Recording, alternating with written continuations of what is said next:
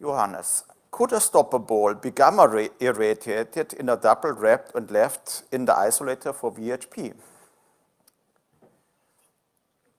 Could you adapt an gamma radiation on your filling line and say, but you could then also adapt an autoclave, let's say. Yeah, this is technically highly complex, and I don't think it's will be a kind of standard solution. I even doubt that this could work.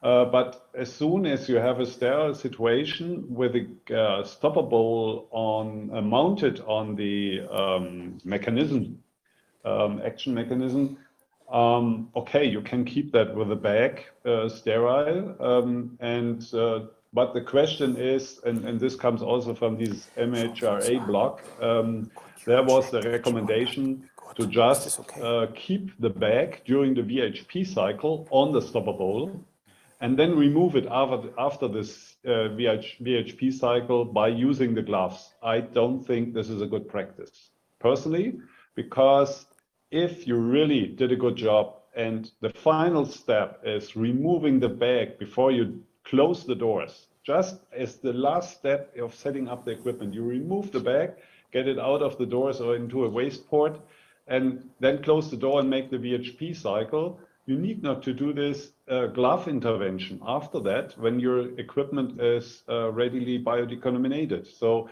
I don't think we have to be so much fixed on the process, always having in mind what is the intention behind the Annex 1. This is increasing the quality and not doing word by word translation into action. So there was... I agree.